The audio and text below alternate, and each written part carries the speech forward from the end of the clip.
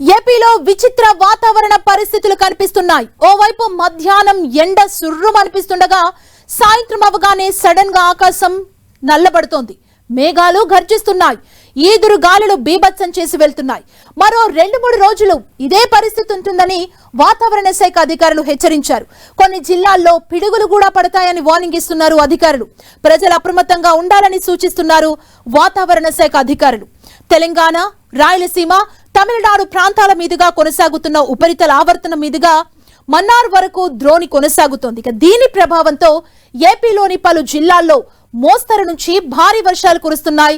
ఇవాళ శ్రీకాకుళం, విజయనగరం, పార్వతీపురం, మన్యం, అల్లూరి, పోలవరం, విశాఖ, అనకాపల్లి, కాకినాడ, కోనసీమ, తూర్పు గోదావరి, పశ్చిమ గోదావరి, ఇక ఏలూరు, కృష్ణా, ఎన్టీఆర్, గుంటూరు జిల్లాల్లోని కొన్ని ప్రాంతాల్లో ఈదురు గాలులతో కూడిన వర్షం పడుతుందని వాతావరణ శాఖ అధికారులు చెబుతున్నారు.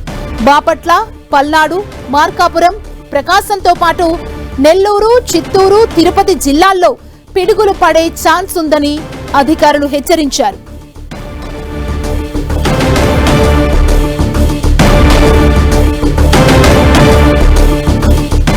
నిన్న కోస్తా, రాయలసీమ ప్రాంతాల్లో వర్షాలు పడగా శ్రీకాకుళం, అనకాపల్లి జిల్లాలో భారీ వర్షాలు కురిశాయి. ఈ జిల్లాల్లో పలు చోట్ల పిడుగులు కూడా పడ్డాయి. శ్రీకాకుళం జిల్లా మందస మండలంలో మొన్న పొలంలో తల్లి కూతుళ్లు వ్యవసాయ పనులు చేస్తుండగా పిడుగుపడింది.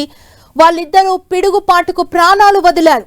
నిన్న అదే మండలంలోని పుచ్చపాడు గ్రామానికి చెందిన భీమారావు అనే వృద్ధుడు పిడుగుపాటుకు గురై చనిపోయాడు. ఈ రేంజ్ లో పిడుగులతో కూడిన వర్షం పడుతుండగా మరికొన్ని ప్రాంతాల్లో భానుడు ప్రతాపం చూపిస్తున్నాడు.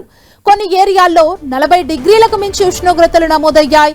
మార్కాపురం జిల్లా బోట్లగూడూరులో అత్యధికంగా 43.4 డిగ్రీల ఉష్ణోగ్రతలు నమోదయ్యాయి.